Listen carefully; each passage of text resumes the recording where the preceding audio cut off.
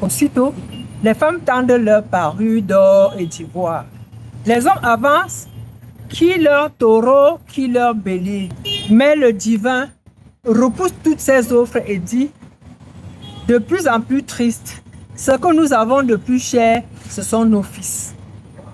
Mais personne ne veut offrir son enfant en sacrifice. Dès lors, Hablapoku comprend que le sacrifice, c'est son propre enfant, son propre fils unique pour satisfaire les génies du fleuve.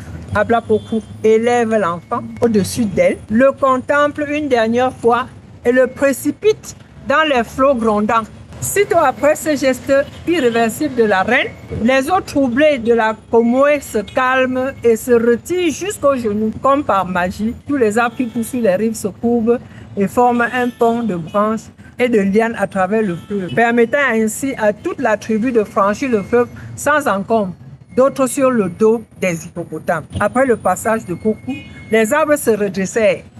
Là-bas sur l'autre rive, paraissent déjà les premiers à chanter.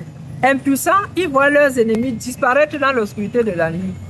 Après la traversée, la reine se retourne et murmure un sanglot, Ba Wuli, ce qui signifie littéralement « l'enfant est mort ».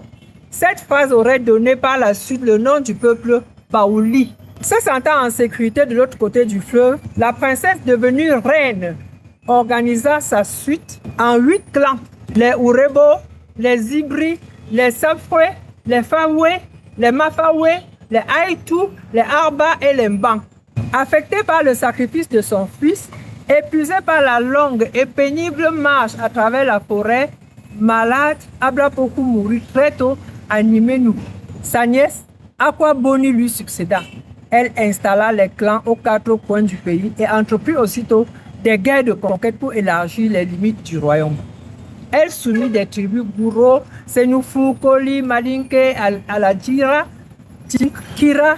En souvenir de cet enfant sacrifié, la tribu d'Hablapoku aurait été appelée Baoulé, ce que le berceau du peuple baoulé reçut le nom de Sakusu, autrement dit le lieu des funérailles. De son berceau d'origine du Ghana à sa terre d'exil, le Côte d'Ivoire, cette reine reste célébrée dans la littérature orale et écrite. Merci de m'avoir écouté, mais surtout abonnez-vous en mettant votre doigt sur la petite cloche de notification pour ne rien rater des prochaines publications. Aimez et partagez. La Duchesse de Fomelin.